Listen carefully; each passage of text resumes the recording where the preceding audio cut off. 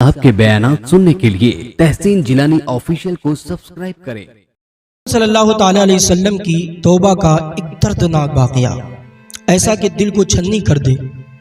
جوان جب توبہ کرتا ہے تو اللہ تعالیٰ جنت کو سجا دیتا ہے اور فرشتوں سے ندا کرواتا کہ آج فلاں بستی کے شخص نے توبہ کر لی ہے، رجوع کر لیا اللہ کی بارگاہ میں۔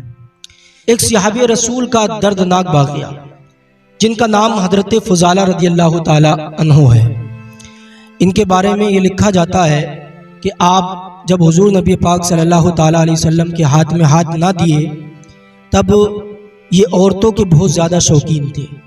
روز ان کو ایک نئی عورت چاہیے تھی، بہت شوقین تھے، حد سے زیادہ گناہ کرتے تھے۔ لوگوں نے ایک میٹنگ کی اور کرنے کے بعد میں وہاں پر یہ حکم جاری کیا کہ جو معاذ اللہ محمد الرسول اللہ صلی اللہ تعالیٰ علیہ وسلم کا سر اقدس قتل کر کے لے آئے گا، نقل کفر نباشد، جو آپ کا سر قلم کر کے لے آئے گا اس کو اتنا انعام دیا جائے گا۔ اور حضرت فضالہ نے ایک چھری لی اور اپنی بغل میں چھپا لی۔ چھپانے کے بعد میں چونکہ اس وقت ان کے پاس کچھ مال نہیں تھا تو ایک عورت پر یہ فدا ہو گئے تھے، کہا میں تمہارے پاس آؤں گا لیکن جب میرے پاس میں مال ہوگا۔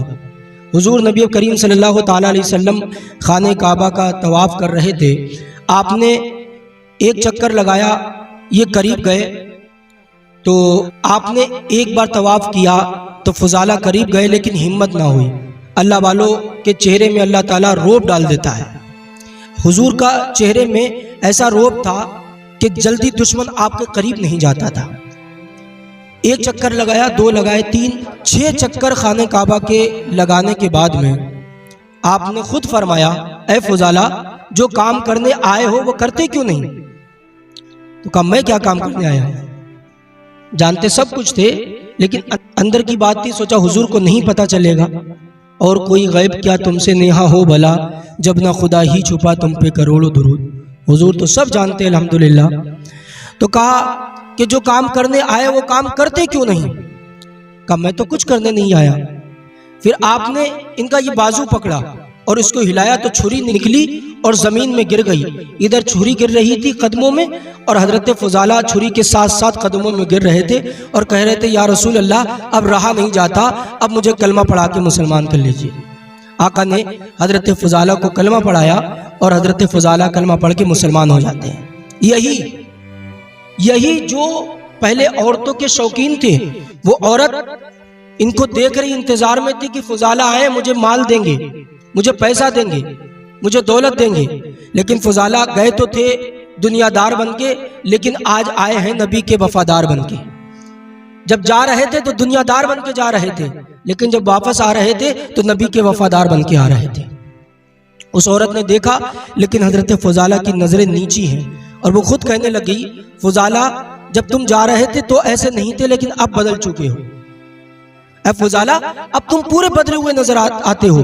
حضرت فضالہ نے اس عورت کی بات کو اگنور کیا اور آپ آگے چل دیے۔ خوبصورت اتنے تھے کہ عورتیں ان پر فدا ہوتی تھی، خوبصورت اتنے تھے۔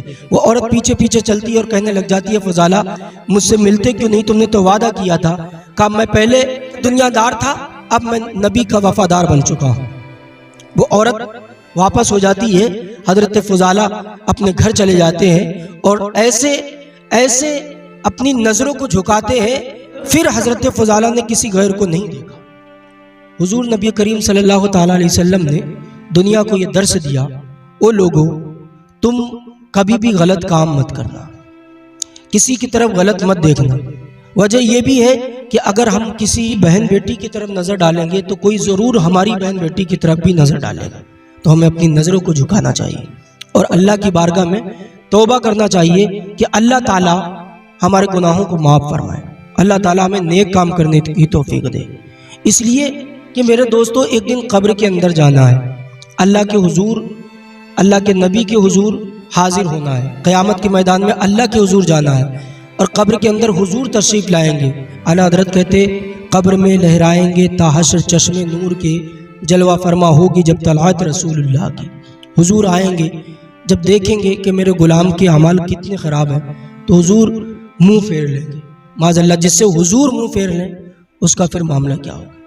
میں کہتا ہوں ایسے بند کر کے جاؤ، نمازیں پڑھ کر کے جاؤ، روزے رکھ کر کے جاؤ، کسی غیر کی طرف نگاہ نہ اٹھاؤ، اور قبر میں جاؤ تو جب فرشتے پوچھیں کہ اس مرد کے بارے میں کیا گمان کرتے تھے، تمہارے بولنے سے پہلے میرے آقا کہہ دیں کہ فرشتوں اس سے نہ پوچھو، میں بتاتا ہوں یہ میرا غلام لیٹا ہے، اور جس کے لیے حضور یہ کہہ دیں کہ میرا غلام لیٹا ہے، قسم خدا کی پھر اس کو جنت میں جانے سے کوئی نہیں روک سکتا، کیونکہ جنت کے دروازے پر میرے نبی کا نام لکھا ہے۔ مالک کے کل ہیں وہ پاس کچھ رکھتے نہیں، دو جہاں کی نعمتیں ہیں ان کے خالی ہاتھ میں۔